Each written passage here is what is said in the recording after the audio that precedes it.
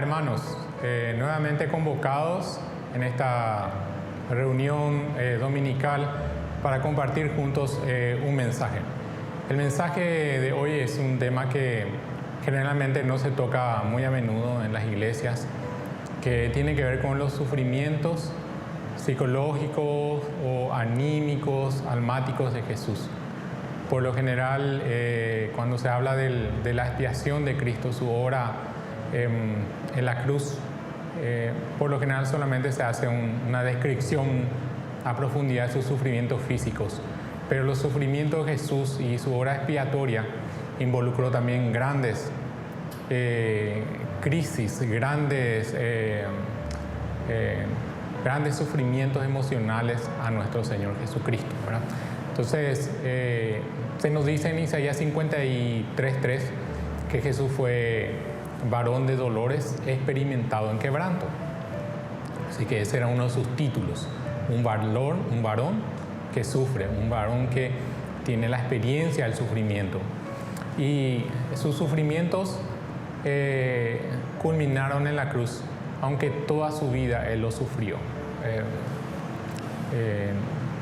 En la vida, en la tierra, Él experimentó la hostilidad del ambiente de pecado, un mundo que Él o una experiencia que Él no había tenido nunca, porque Él habitaba desde la eternidad con Dios, en la solaz de Dios, en el seno de Dios, en un ambiente de santidad, en un ambiente de paz, de estabilidad.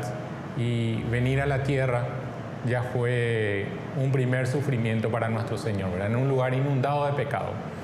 Jesús nunca había sufrido antes y fue realmente en la tierra donde Él empezó a experimentar desde su nacimiento la persecución, la hostilidad, las crisis, ¿verdad? El cuerpo humano tiene muchas limitaciones y Jesús se encarnó en un cuerpo humano. Nosotros sabemos que Dios es omnipresente, puede estar en todos los lugares al mismo tiempo. Se nos dice en la Biblia y conocemos que todos los cabellos en nuestras cabezas están contados, que Dios tiene conciencia, por decirlo así, de cada cabello. Eso nos da la magnitud de la omnipresencia de Dios.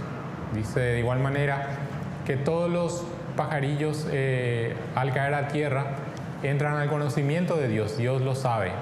Entonces vemos a Jesús que se encarna en un cuerpo humano y se restringe a sí mismo, ¿verdad? Para empezar a conocer algo tiene que desplazarse. Y el Señor Jesús caminó muchísimo, ¿verdad? Entonces quizá esa fue una de sus primeras limitaciones y una de sus primeras crisis y sufrimiento que tuvo que vivir, ¿verdad? Tal vez experimenta lo mismo una persona que va a una cárcel, que pudiendo moverse libremente de un lugar para otro, en otro momento tiene que estar habitando en un lugar de 2x2, 2x3, ¿verdad? Bueno, otro de los sufrimientos de Jesús ocurrió durante la tentación en el desierto. Fue tentado agresivamente por el diablo. A veces nos suponemos que Jesús era una especie de superhombre, que no sufría nada, que no le alteraba nada, pero se nos narra que Él tuvo hambre, igual que nosotros. De hecho, que el diablo no le iba a tentar si el Señor no fuera tentable. No iba a perder su tiempo con alguien que no pudiese caer. Pero como sí cabía la posibilidad que Jesús cayese en tentación, el diablo lo probó, lo tentó durante 40 días. Entonces, su ministerio en la tierra es una expresión de su vida de dolor. En otro momento vemos que Él llora cuando Lázaro muere. Es decir, que Él se angustió desde lo profundo de su alma y Él expresó una emoción de dolor. Es decir, que Él era de esa manera igual que nosotros, pero sin pecado. Entonces un superhombre no hubiera llorado, ¿verdad? Aunque Jesús sabía que le iba a resucitar a Lázaro, Él compartió la experiencia humana del dolor y de la angustia. También durante su vida, durante su ministerio, Él estuvo enfrente a una gran oposición. Y la oposición era tan grande que en muchos momentos quisieron matarle, ¿verdad? Nosotros en nuestra experiencia cotidiana muchas veces discutimos con otras personas y es muy desagradable. Pero Jesús discutía y llega a tal punto la discusión y la oposición que querían matarlo. Entonces su propia gente de Nazaret quiso asesinarle a Jesús. Entonces vemos nosotros allí un sufrimiento que pasó nuestro Señor. Y sobre todo habrá sido para Él más grande porque Él era la verdad. Realmente uno discute en relación a un tema y cada uno tiene su punto de referencia, su mojón. En este caso Jesús mismo era la verdad y estaba recibiendo la oposición de gente que mentía descaradamente o que tergiversaba la verdad, o otros que ignoraban la verdad. Entonces ese fue una especie de sufrimiento para Él. Y los sufrimientos se intensificaron a medida que Jesús se iba acercando a la cruz. En Mateo 26:38 dice que Jesús dijo: mi alma está muy triste hasta la muerte. Es decir, que Él sentía una angustia tan honda, tan profunda, que Él se sentía morir. Entonces, esto no lo hubiera experimentado un superhombre en este caso, ¿verdad? Entonces, vemos otra vez que Él fue realmente un hombre, un varón experimentado en sufrimiento. Y el clima máximo de su sufrimiento lo llevó y transcurrió en la cruz, cuando Él cargó con la culpa de nuestros pecados. Uno de los primeros dolores psicológicos o anímicos de Jesús que podemos enumerar es el dolor de cargar con la culpa ajena. En nuestra experiencia como cristianos, sabemos algo de la angustia que sentimos cuando pecamos. El peso de la culpa es tremenda en nuestros corazones. Hay un sentido amargo de separación de todo lo que es recto en el universo. Hay una conciencia, algo que en un sentido muy profundo no debería ser, pero que es. Y cuando más nosotros crecemos en santidad, más repugnancia tenemos hacia el mal. Entonces, Jesús tuvo que experimentar eso por nosotros, ¿verdad? Por cargar la culpa en nuestro pecado.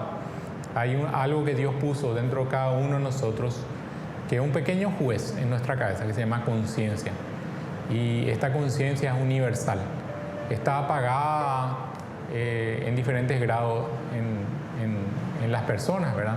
Hay unas personas que son más crueles que otras, donde su conciencia está un poco más oscurecida. Pero aún las personas más duras y más crueles, esta conciencia está activa. Hay un jerarca nazi que era considerado una persona con un coeficiente intelectual muy alto dentro del nazismo, que estaba encargado de las ejecuciones en masa. Y él fue abordado por un psiquiatra o por un psicólogo al final de la guerra y se le analizó psicológicamente. Al finalizar el análisis le preguntó muy soberbiamente al psiquiatra o al psicólogo qué resultados tenía que saltaban de su análisis, y el psiquiatra le dijo que efectivamente su coeficiente intelectual era superior al promedio, pero que también era un cobarde, porque esta persona se drogaba, porque no podía convivir con el peso en la conciencia de todo lo que él venía realizando. Entonces, podemos ver con esta experiencia, este testimonio, que la conciencia está activa. Y Jesús tuvo que cargar con todos los pecados más miserables, más asquerosos, tuvo que cargarlo dentro de su ser. Jesús fue perfectamente santo desde la eternidad. Él aborrecía con todo su ser el pecado. El concepto del pecado contradecía su ser profundo, y él se rebelaba contra el pecado.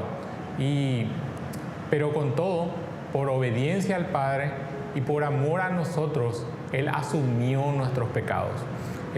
Aún y a pesar de que esto lo causaba en él una repugnancia profunda. Y todo lo que él más aborrecía, todo lo que su naturaleza más aborrecía, fue cayendo sobre él una y otra vez en la cruz, ¿verdad? Hay héroes de la fe que están citados en la Biblia, que por más héroes que han sido, no han querido pasar por este tipo de experiencia. No quisieron de alguna manera sacrificar su santidad. María, cuando dice, una vez que le hacen la anunciación, dice: ¿cómo ha de ser esto? Pues no conozco varón. De alguna manera ella estaba como tratando de resguardar su virginidad, su pureza, su rectitud. Pedro expresa lo mismo cuando durante el sueño o la visión que él tuvo se le dice mata y come. Y él expresa rápidamente: nunca, no Señor, contradice la voluntad de Dios, no Señor, porque nunca he comido nada inmundo, ¿verdad? Él resguardaba, estaba encariñado con su propia rectitud y su santidad. El Señor Jesús, sin embargo, tomó voluntariamente y desechó, menospreció su santidad y su rectitud eterna para cargar con nuestros pecados, ¿verdad? Isaías 53:12 dice: que el Señor Dios hizo recaer sobre él la iniquidad de todos nosotros. Es que el Padre derramó sobre él nuestros propios pecados, los males que nosotros hemos hecho, ¿verdad? En 2 Corintios dice: al que no conoció pecado, a Jesús, por nosotros Dios lo transformó en pecado. A ese nivel de sacrificio voluntario llegó nuestro Señor Jesús. En 1 Pedro 2:24 dice, de la misma manera y siguiendo el mismo pensamiento, que Él mismo en su cuerpo llevó al madero nuestros pecados. Los pasajes que acabamos de leer en 2 Corintios y Isaías 53 indica que en Dios Padre colocó nuestros pecados sobre Jesucristo. ¿Cómo pudo ser esto? Lo mismo que pasó con la experiencia de Adán. Los pecados de Adán no fueron imputados a nosotros, a toda la raza. Así que la experiencia de Adán llegó a ser nuestra experiencia. Es lo mismo o por hacer una analogía, toda la experiencia de nuestros antepasados son nuestras experiencias. Si nuestro abuelo o bisabuelo, si tal vez se hubiera ido a la guerra del Chaco y hubiera muerto, su experiencia iba a ser la nuestra. Si él moría, nosotros también moríamos. De la misma manera, el pecado de Adán y la culpa nos fue imputado a todos nosotros. Lo mismo pasó con Jesucristo. Dios Padre imputó nuestros pecados a Jesucristo. Los declaró pertenecientes a Cristo. Y como Dios es el juez supremo y definidor de lo que es verdad en el universo, entonces efectivamente nuestros pecados le pasaron a pertenecer a Jesús, ¿verdad? Esto no quiere decir que Cristo pecó, ni tampoco quiere decir que Cristo tenía una naturaleza pecaminosa, sino que Dios declaró, Dios Padre, que la culpa de nuestros pecados eran de Cristo. Algunos han objetado que esto no concuerda con la naturaleza de amor de Dios Padre, ¿verdad? Sin embargo, tenemos que reconocer, y la Escritura nos declara, que Cristo cargó voluntariamente con nuestros pecados. Él lo tomó para sí, ¿verdad? Además, la Trinidad es la norma suprema de lo que es justo y correcto, y decretó que la expiación tendría lugar de esta manera, de este modo.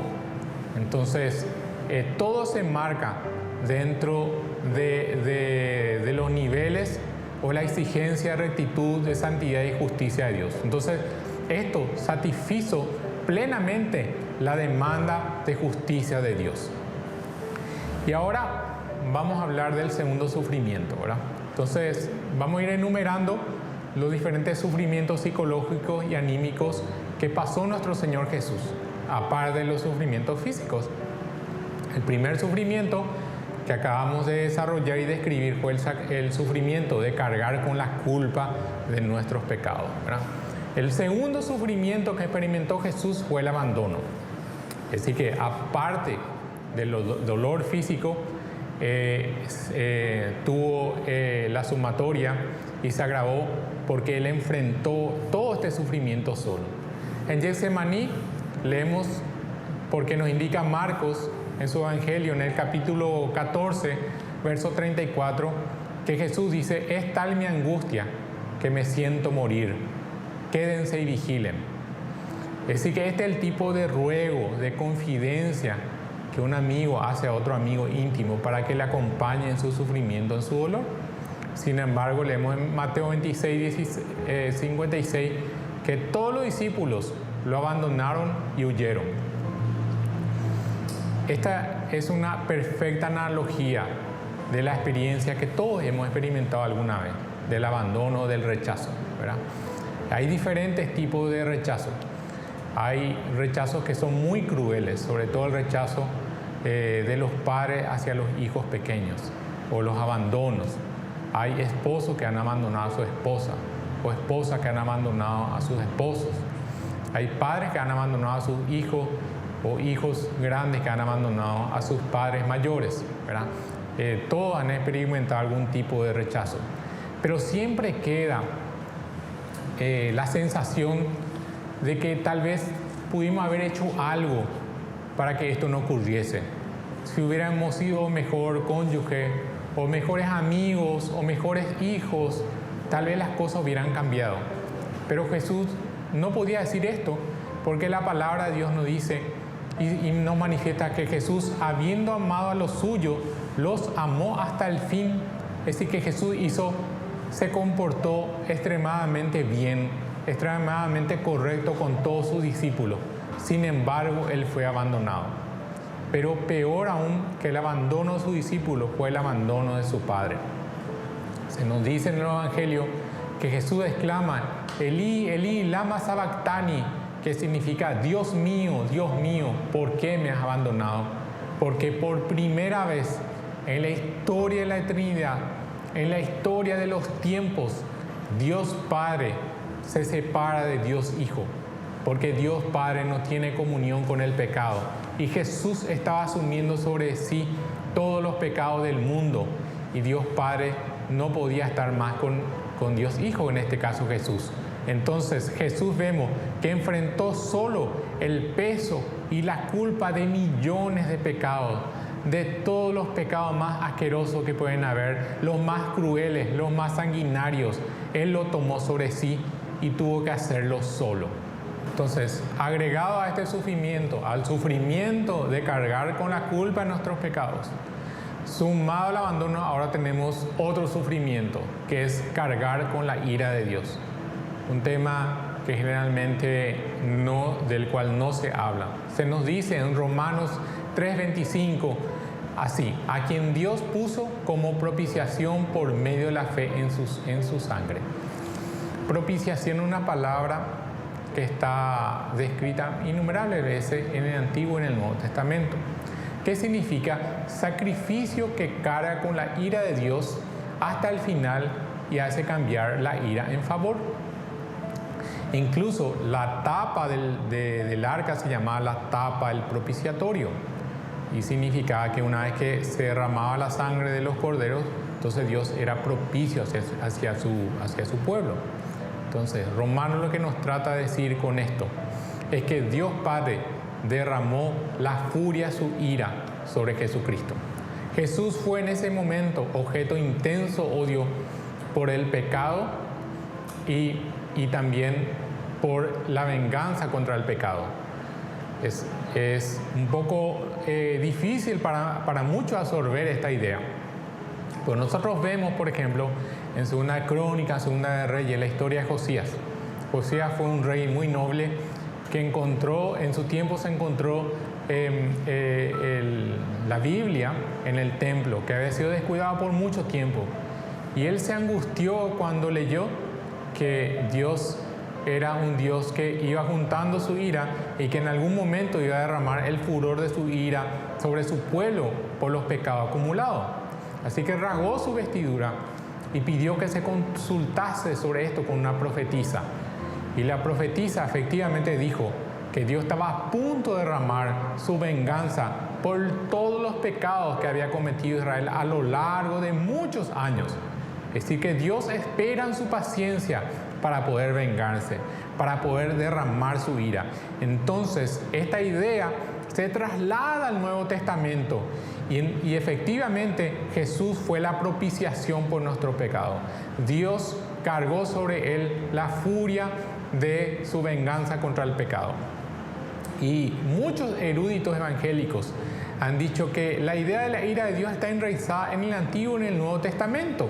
Es más, toda la primera parte del libro de Romanos enfatiza la idea de la culpa, de la condenación y del castigo por el pecado. Hay una analogía que podemos hacer porque todos hemos experimentado de alguna manera la ira de un padre o la ira de un jefe cuando hemos cometido algún pecado o cuando hemos cometido algún yerro. Entonces, por dentro sentimos cuando están descargando su furor sobre nosotros, nos sentimos aplastados, nos sentimos perturbados por la fuerza de la otra personalidad, llenos de insatisfacción en lo más profundo de nuestro ser y temblamos. Es más, aparte de esa analogía, muchos de nosotros cuando nos enteramos que alguien cometió una abominación, cuando alguien cometió algún tipo de crueldad, como por ejemplo la violación de menores, nos llenamos de ira, nos llenamos de furia hacia esa persona. Bueno, entonces Dios Padre de esta manera descargó su furia por millones de pecados cometidos por nosotros sobre el Cordero de Dios, sobre Jesucristo.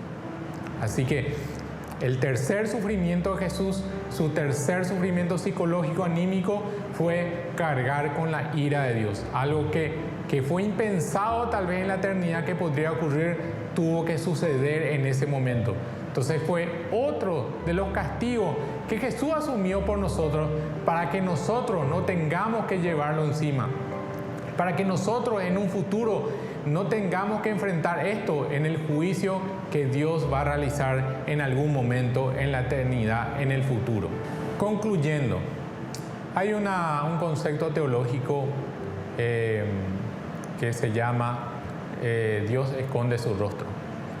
Es denominado en hebreo Ester Panim y es un concepto que los hebreos conocen muy bien, que está muy ampliamente desarrollado, descrito en todo el Antiguo Testamento, sobre todo en los profetas. Y voy a leer algunos pasajes que en el Antiguo Testamento declaran o expresan esta idea. En Deuteronomio 31, 17 y 18 dice así: y se encenderá mi furor contra él en aquel día, y los abandonaré, y esconderé de ellos mi rostro, y serán consumidos, y vendrán sobre ellos muchos males y angustias, y dirán en aquel día: no me han venido estos males porque no está mi Dios en medio de mí, pero ciertamente yo esconderé mi rostro en aquel día por todo el mal que ellos habrán hecho por haberse vuelto a dioses ajenos. Entonces, 2 veces se declara que Dios esconderá su rostro por los pecados de su pueblo. También en el libro del profeta Isaías, en el capítulo 59, 1 y 2 dice así: he aquí, no se ha cortado la mano de Jehová para salvar, ni se ha agravado su oído para oír, pero vuestras iniquidades han hecho división entre vosotros y vuestro Dios, y vuestros pecados han hecho ocultar de vosotros su rostro para no oír. Hay una idea en la apologética que dice que el mal es la ausencia del bien. También se sabe que el frío no es algo que exista, sino que el frío es simplemente la ausencia del calor. Bíblicamente, lo que acabamos de leer expresa el mismo sentido, que el mal o el peor mal que podemos sufrir nosotros es la ausencia de Dios, que Dios esconda de nosotros su rostro. Y también, por el contrario, el mayor bien que nosotros podemos experimentar es que Dios nos muestre su rostro, que nosotros estemos contemplando el rostro de Dios. Y se dice así en el libro de Números, en el capítulo 6, dice de esta manera, verso 22 en adelante. Jehová habló a Moisés diciendo, habla a Aarón y sus hijos y diles, así bendeciréis a los hijos de Israel, diciéndoles, Jehová te bendiga y te guarde. Jehová haga resplandecer su rostro sobre ti y tenga de ti misericordia. Jehová alce sobre ti su rostro y ponga en ti paz.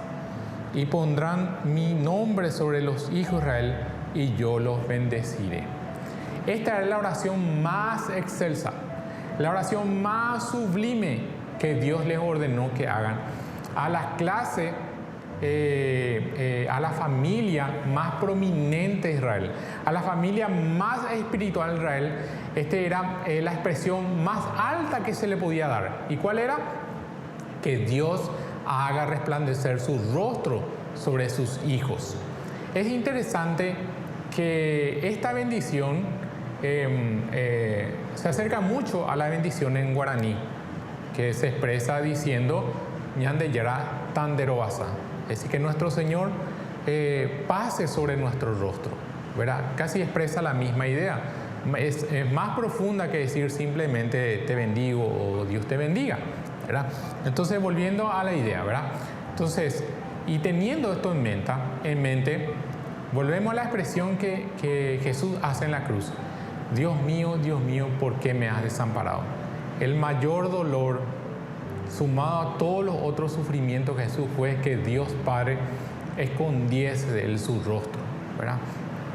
Y Jesús experimentó en la cruz todo el peso del pecado, la culpa del pecado. Experimentó el abandono y la soledad. Experimentó la angustia, la ira de Dios, y experimentó que Dios escondiese su rostro de él. Y las horas en la cruz iban pasando una tras otra, y él seguía sintiendo oleada tras oleada el dolor físico, el dolor psicológico, anímico, la furia de Dios, la culpa del pecado sobre su propio ser.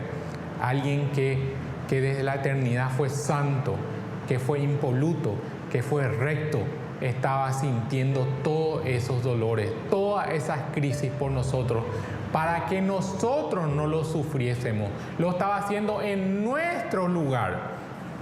Pero cuando ya iba pasando las horas, Jesús ya sabía que estaba culminando y dijo y exclamó, y nos dice Juan 19 nos dice que Jesús dijo, todo se ha cumplido. Y luego dijo, consumado es. Y hay una palabra en hebreos para expresar eso, es telestai. Y de esta manera Jesús murió derramando su vida, toda su vida. Todo lo que pudo derramar Jesús lo derramó por entero por nosotros. Todo lo que se podía entregar se entregó en ese momento, ¿verdad? Y es muy corto el tiempo que tenemos para poder estudiar todos los sufrimientos de Jesús, todo lo que Él entregó y todos los aspectos de su muerte vicaria, de su expiación. Y porque no solamente, como estamos diciendo y expresando a lo largo de este mensaje, sufrió físicamente, sino que Él también sufrió emocionalmente, psicológicamente, anímicamente. Y lo hizo para que nosotros no tengamos que sufrir esto por la eternidad.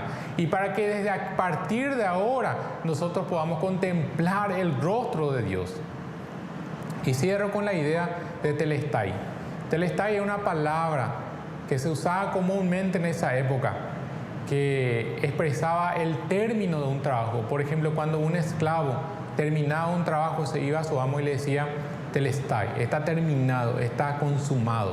Entonces, Dios hizo todo por nosotros. Jesús cumplió todo el trabajo por nosotros. Nosotros no tenemos que elaborar más, esforzarnos más para conseguir la salvación. La salvación que Jesús hace en la cruz y que se extiende a nosotros es como un cheque. Uno tiene el cheque, pero no sirve de nada si uno no va al banco y lo efectiviza. Entonces, la analogía más cercana que podemos hacer es como si nosotros estuviésemos enfermos y el tratamiento para la enfermedad fuese muy caro. Y nuestra propia enfermedad y nuestro cuerpo nos impida trabajar para conseguir el dinero y el cheque para pagar ese tratamiento. Y supongamos que en ese cuadro venga un amigo que haya trabajado durante meses y recibe el pago de su trabajo. Y él, habiendo recibido el pago, se acerca a nosotros y nos extiende el cheque.